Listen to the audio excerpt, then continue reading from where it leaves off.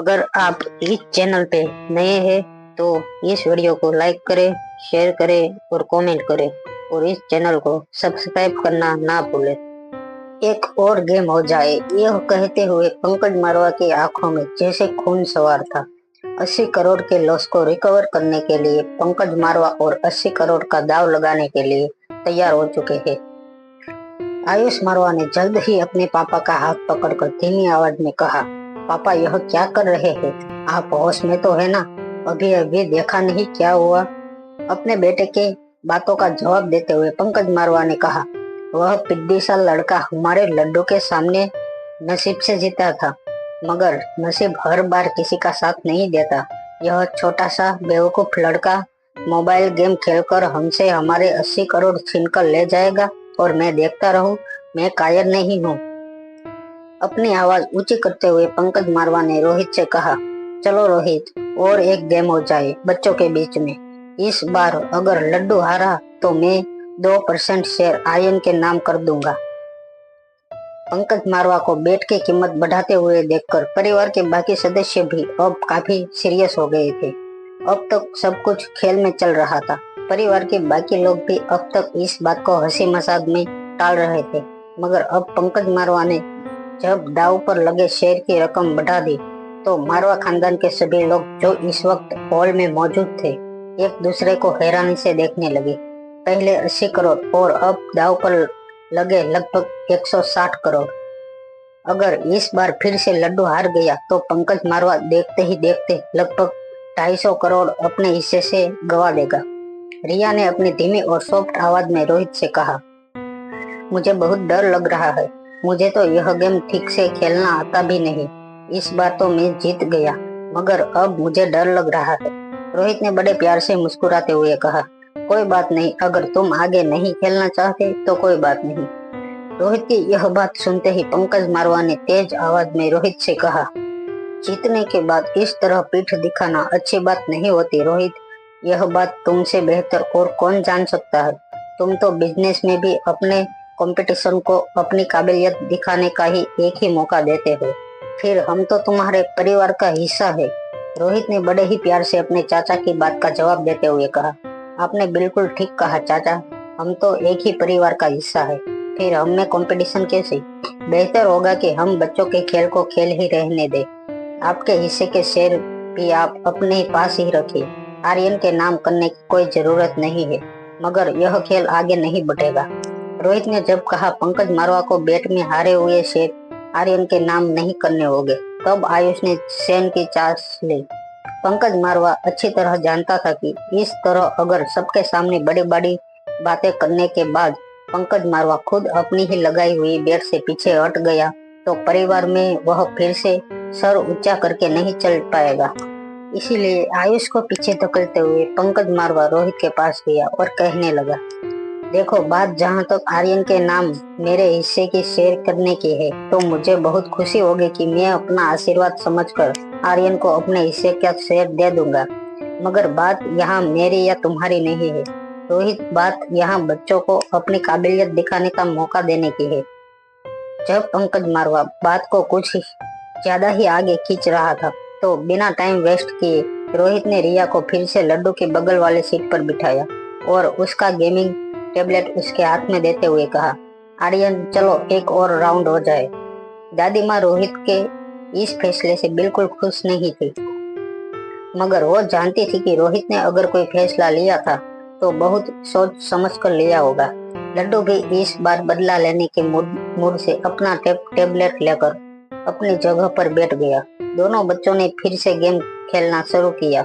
इस बार लड्डू के ठीक पीछे खड़े होकर पंकज मारवा गौर से बच्चों के बीच चल रही गेम को देखने लगा।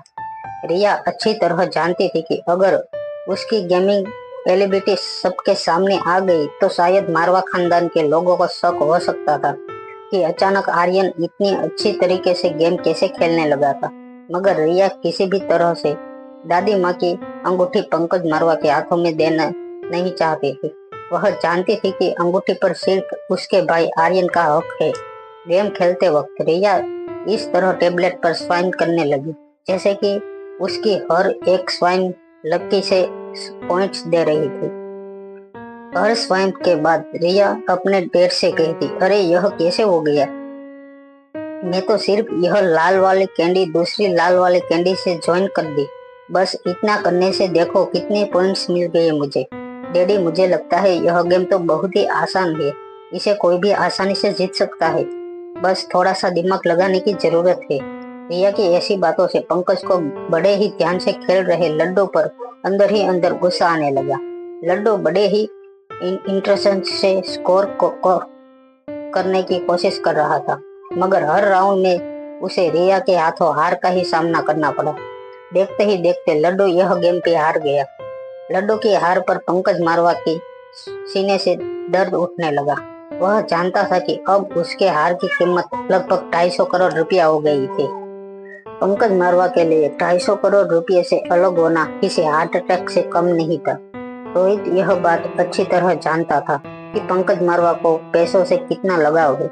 रोहित धीरे से पंकज मारवा के पास आया और धीमी आवाज में कहने लगा, पंकज चाचा, मैं जानता हूँ कि यह बेट आप ही ने लगाई थी, और मैं यह भी जानता हूँ कि आप अपनी दी हुई जुबान के कितने पक्के हैं, मगर वी आर द फैमिली। आपको अपने हिस्से की 3% शेयर आर्यन के नाम करने की कोई जरूरत नहीं है। यह बात बस हमारे परिवार के बीच ही रहेगी।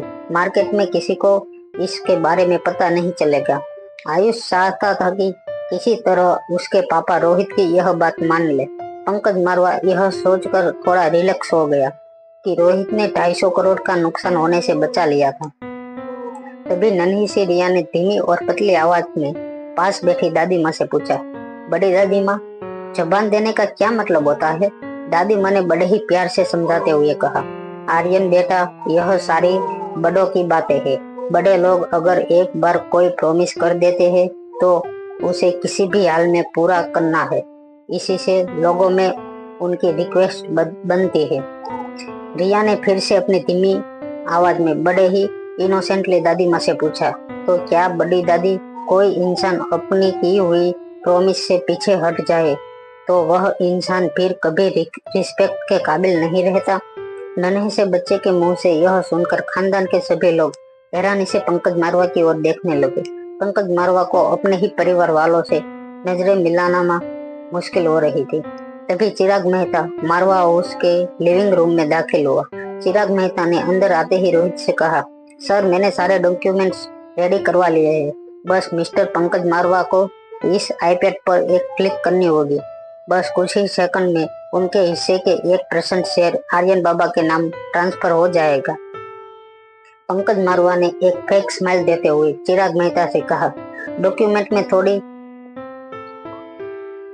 अल्ट्रेशन की जरूरत है। 1% नहीं, मेरे शेयर के हिस्से में से अब 3% शेयर मैं आर्यन के नाम करना चाहता हूँ। सनशाइन इंटरनेशनल स्कूल क्लासरूम में आर्यन के ठीक पीछे बैठा हुआ एक लड़का अचानक ही किन्नरी टीचर से हाथ उठाकर कंप्लेंट करने लगा कि उसके सर में बहुत दर्द है। किन्नरी टीचर उस लड़के के पास गई और पूछा, क्या हो रहा है तुम्हें? लड़के ने किन्नरी टीचर को जवाब देते हुए कहा कि उसके सर में बहुत दर्द है। किन्नरी टीचर को पता था कि अक्सर बच्चे किसी तरह की शिकायत करके पढ़ाई अवॉइड करना चाहते हैं, और यह बच्चा जिसका नाम जिम्मी था, वह अक्सर क्लास में ऐसे कंप्लेंट किया करता था।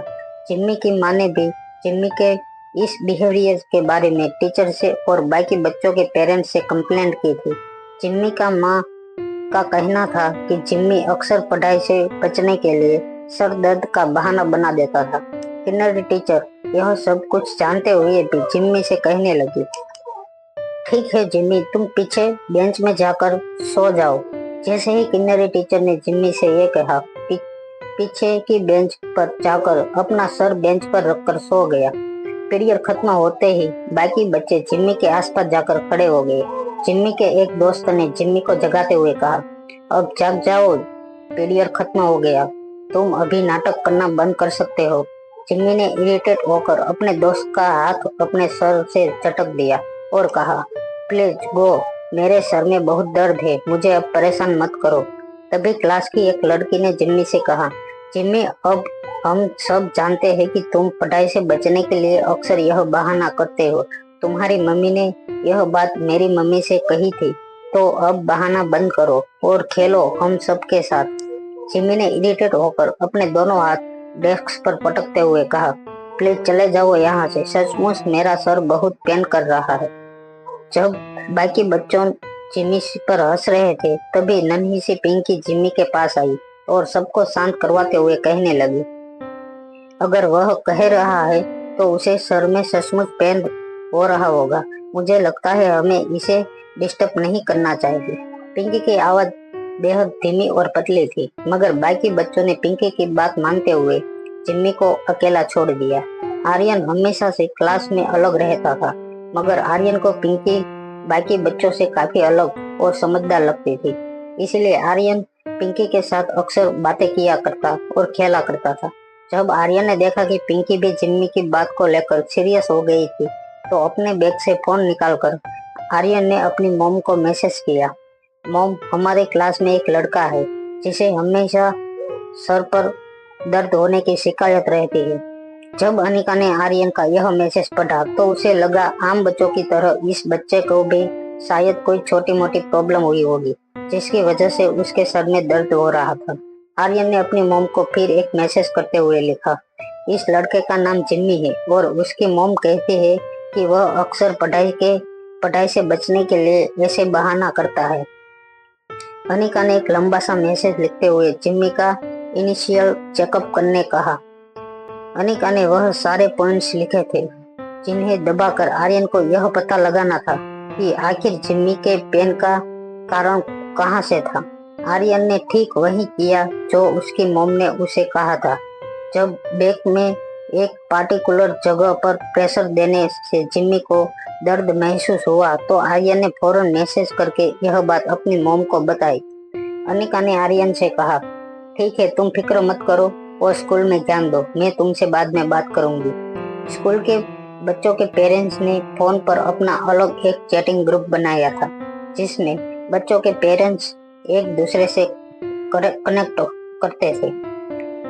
उस ग्रुप पर अनिका भी एक मेंबर थी। जब अनिका ने ग्रुप में लिखे मैसेज पढ़े, तब उनकी नजर खास जिम्मी के माँ ने लिखे मैसेज पर पड़ी, जिसमें आए दिन जिम्मी की माँ जिम्मी के बर्ताव को लेकर कंप्लेंट किया करती थी। जिम्मी की माँ ने सबसे यह बात कही थी कि जिम्मी अक्सर सर दर्द का बहाना देकर पढ़ाई से दूर भागता था और अब उसकी यह आदत दिन ब दिन बढ़ती चली जा रही थी। उसने बाकी पेरेंट्स से सुझाव मांगा था कि जिम्मी को सही रास्ते पर कैसे लाया जाए। किसी पेरेंट्स ने लिखा था कि आजकल के बच्चे कोई ना कोई तरकीब निकाल ही लेते हैं अपनी जिद पूरी करवाने के लिए। तो किसी ने लिखा था कि जिम्मी जैसे बच्चों की उम्र में हम भी तो यह सब कुछ करते थे पढ़ाई के दूर भागने के लिए। अनिका ने ग्रुप पर जिम्मी की माँ को मैसेज करते हुए लिखा, मुझे लगता है आपको इमीडिएटली जिम्मी को लुम्बर पंचर की ट्रीटमेंट के लिए ले जाना चाहिए। लुम्बर पंचर एक ऐसी ट्रीटमेंट है जिसमें स्पाइनल कॉर्ड में एक पतली सी सुई चुभई जाती है।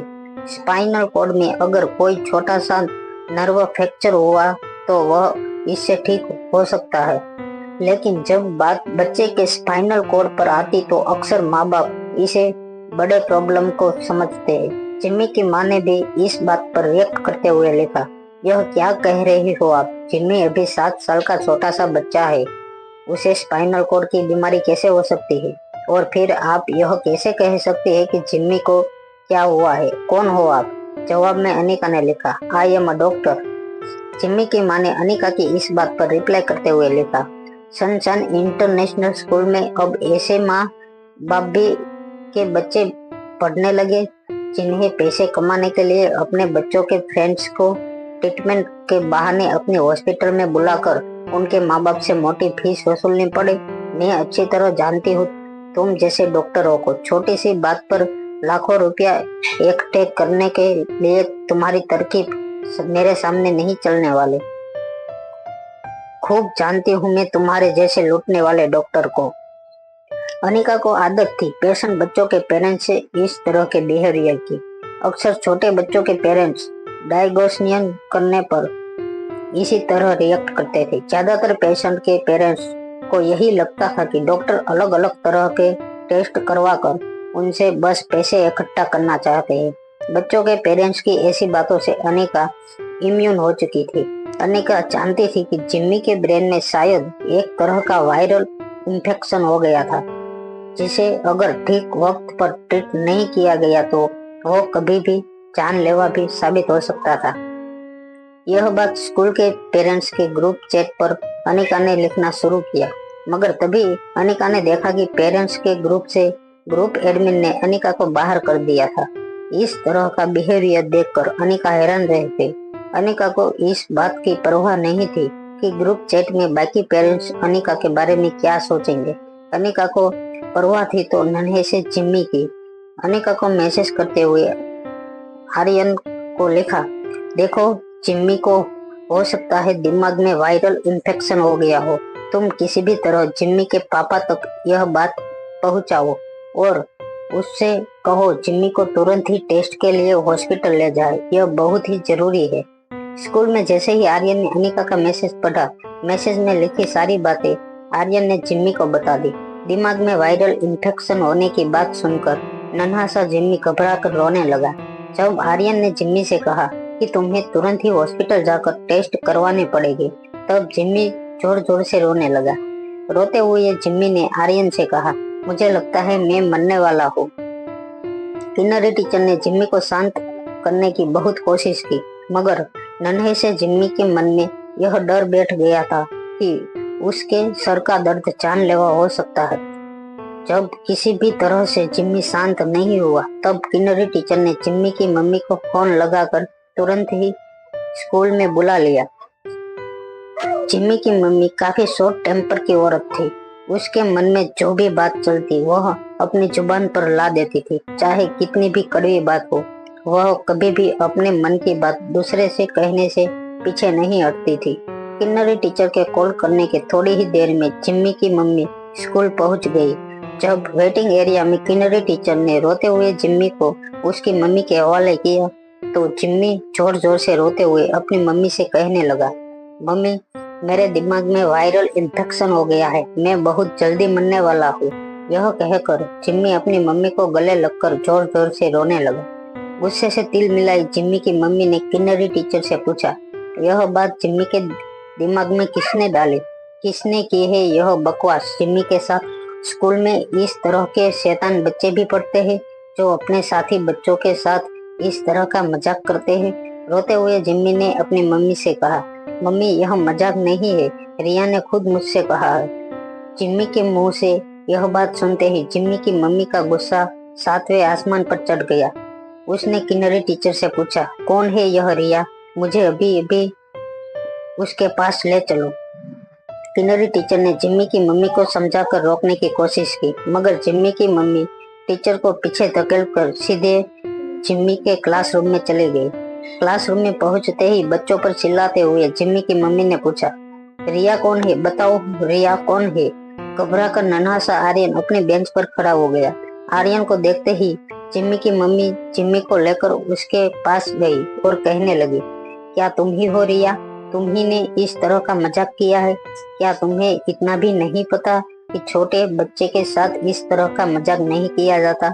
ऐसी बातें करने से छोटे बच्चों के मन पर क्या असर पड़ सकता है, क्या तुम्हें पता नहीं?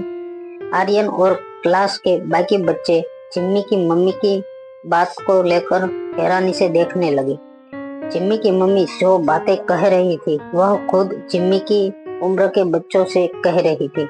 आर्यन जिम्मी की मम्मी की तरफ देखने लगा। तभी जिम्मी ने रोती हुई आवाज में अपनी माँ से कहा, नहीं मम्मी, रिया मुझे डराने की कोशिश नहीं कर रही थी।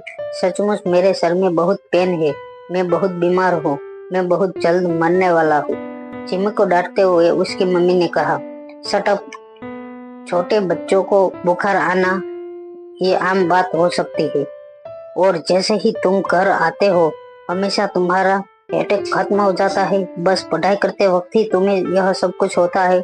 आज के बाद खबरदार ऐसी बकवास की है तो। ऐसा नहीं था कि जिम्मी की मम्मी को जिम्मी की चिंता नहीं थी, मगर पिछले 4-5 बार से ऐसा हुआ था कि घर पहुंचते ही जिम्मी का दर्द खत्म हो जाता था।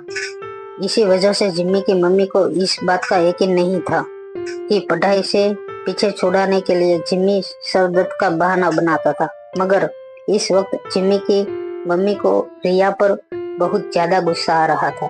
जिम्मी की मम्मी ने किन्नरी टीचर से कहा, देखो रिया तो बच्ची है, यह बात मुझे उनकी माँ से करनी होगी। अभी के अभी इसी बच्ची की माँ को यहाँ स्कूल में बुलाओ।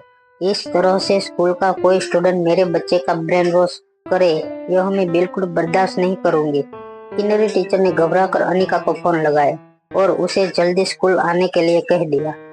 आर्यन अपनी जगह पर बैठ गया। किन्नरी टीचर जिम्मी और जिम्मी की मम्मी ऑफिस में अनिका का वेट करने लगे। वहां आर्यन के बगल की बेंच पर बैठी पिंकी यह सब कुछ देखकर बहुत नर्वस हो गई थी। अपनी धीमी और सॉफ्ट आवाज में पिंकी ने आर्यन से पूछा, रिया, मैंने क्लास के बाकी बच्चों से सुना है कि जिम्मी के मम्मी पापा ऐसे कामों में इन्वॉल्व है जो पूरी तरह से लीगल नहीं कहा जा सकता है। अगर जिम्मी को किसी ने तकलीफ पहुंचाई तो वह लोग कुछ भी कर सकते हैं। यह कहते वक्त पिंकी की आंखों में बहुत डर था। लगभग कांपते हुए आवाज में पिंकी ने अपनी बात आगे बढ़ाते हुए कहा, जब जिम्मी नया नया स्कूल में एडमिट हुआ था तब मेरी मॉम ने मुझसे कहा था कि जिम्मी को मेरी वजह से कोई भी परेशानी नहीं होनी चाहिए, वरना जिम्मी के मम्मी पापा मुझे उठाकर ले जाएंगे और कहीं गायब कर देंगे। जिम्मी के पेरेंट्स के बारे में ऐसी कई कहानियां बाकी बच्चों ने भी सुनी थी। सारे बच्चे काफी घबरा गए थे। पिछले कई दिनों से रिया क्लास में सबकी फेवरेट थी। सारे बच्चे आर्यन के आसपास आकर खड़े हो गए। आर्यन के लिए सारे बच्चे वेरी करने लगे थे। किसी ने कहा, एक काम करो, इससे पहले कि जिम्मी के पेरेंट्स तुम्हें उठाकर गायब कर दे, तुम स्कूल छोड़कर भाग जाओ। एक बच्चे ने कहा कि इसका कोई फायदा नहीं, वो लोग कार में रिया को किडनैप कर लेंगे। एक बच्चे ने यहाँ तक कहा कि मैंने सुना है कि जिम्मी के घर पर एक टाइगर है। जिम्मी के पेरेंट्स को अगर कोई आदमी अच्छा नहीं लगता है तो वह उसे टाइगर के सामने डाल देते हैं और टाइगर उन्हें खा जाता है। यह बात सुनते ही एक बच्चे ने अपने बैग से बहुत सारी चॉकलेट्स निकाले और आर्यन की बेंच पर रख दी और कहा, एक काम करना, अगर वह टाइगर तुम्हारे सामने आ जाए तो यह चॉकलेट उसे दे देना, वह चॉकलेट खा लेगा और तुम्हें छोड़ देगा। आर्यन को बच्चों की बातें बहुत स्टूपिड लग रही थी, मगर वह जानता था कि सारे बच्चे रिया से बहुत प्यार करते थे और इसीलिए वह किसी भी तरह रिया को बचाना चाहते थे। किन्नरी टीचर का कॉल आते ही अनिका तेजी से ड्राइव करके स्कूल पहुंच गई थी। जब अनिका क्लासरूम के अंदर आई तो उसने देखा आर्यन को बाकी बच्चों ने घेर कर रखा था। इससे पहले कि अनिका उससे कोई बात कर पाती, जिम्मी की मम्मी ने मजबूती से अनिका को एक हाथ से पकड़कर अपनी ओर खींचा और कहा, ग्रुप चैट पर जो तुम बकवास कर रही थी वहां तक तो मैंने तुम्हारी अगेंस्ट कोई एक्शन नहीं ली, मगर कैसी औरत हो तुम, एक बच्चे को यह सारी बातें बताकर उनका ब्रेन वॉश करना चाहती हो। अब देखो तुम्हारी वजह से क्या हालत हो गई है मेरे बेटे की। जिम्मी अपनी मम्मी के ठीक पीछे खड़ा होकर जोर जोर से रोने लगा था। रोने की वजह से जिम्मी की हालत बहुत बिगड़ गई थी। वह मुश्किल से अपने पैरों पर खड़ा रह पाता था। जिम्मी के होठ कांपने लगे थे और रो रो कर उसकी आंखें और गाल भी लाल हो चुके थे। जिम्मी बस एक ही बात बार बार दोहराया जा रहा था, मैं मर जाऊंगा। जिम्मी की ऐसी हालत देखते ही अनिका ने जिम्मी की मम्मी से कहा, देखिए, इस वक्त यह सब बातें करने का टाइम नहीं है। मुझे लगता है कि आपको अपने बेटे को चेकअप के लिए अभी इसी वक्त हॉस्पिटल ले जाना चाहिए। जिम्मी की माँ ने इस बात पर चिल्लाते हुए कहा, चुप करो तुम, कितनी बेशर्म औरत हो तुम जैसे डॉक्टर पूरे डॉक्टर समाज के लिए कलंक हो। इतना सब कुछ हो जाने के बाद भी तुम्हें सिर्फ और सिर्फ अपने बिजनेस की पड़ी है, या फिर अब तुम्हें इस बात का ईगो है कि तुम्हारी कही हुई बात गलत भी हो सकती है। तुमने ही तुम्हारी बेटी से कहकर मेरे बेटे के मन में यह बात डाल दी है कि उसके दिमाग में कोई सीरियस बीमारी हो गई है। मैसेज पर भी तुमने जो लेक्चर लंबर पंचर के बारे में कहा था, मैंने जब गूगल सर्च किया तब मुझे पता चला कि लंबर पंचर से रिलेटिव है। तुम्हें पता भी है कि तुम क्या कह रही हो?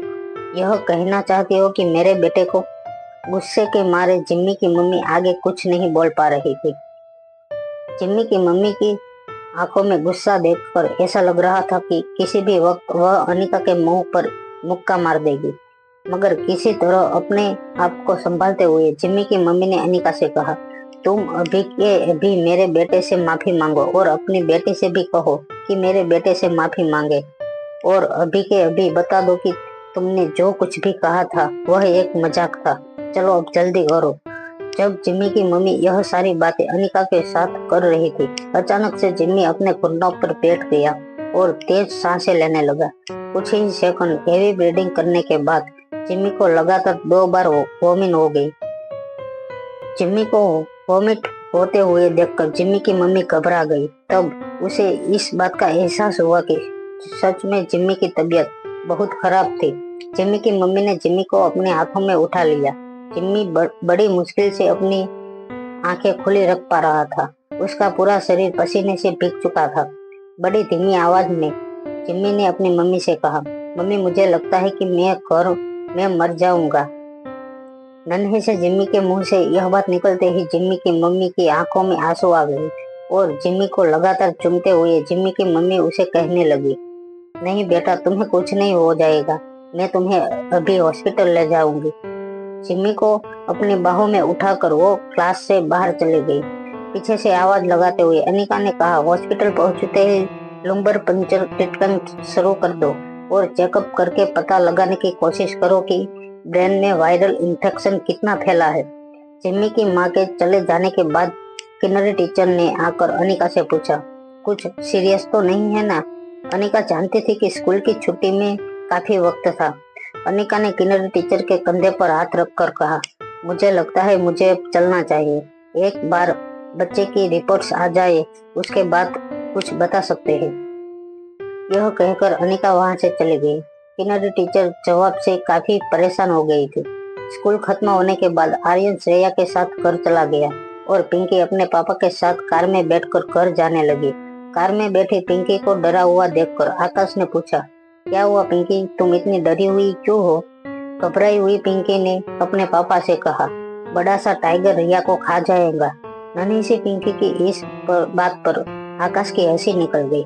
मुस्कुराते हुए आकाश ने पिंकी से पूछा, स्कूल में टाइगर कहाँ से आ गया? तुम बिल्कुल डरो मत, जब तक तुम्हारे पापा यहाँ है किसी टाइगर की हिम्मत नहीं कि पिंकी के फ्रेंड को छू भी सके। यह सुनते ही पिंकी चेहरे पर हल्की सी मुस्कान आ गई। आज स्कूल में जो कुछ भी हुआ था पिंकी डिटेल में आकाश को बताने लगी।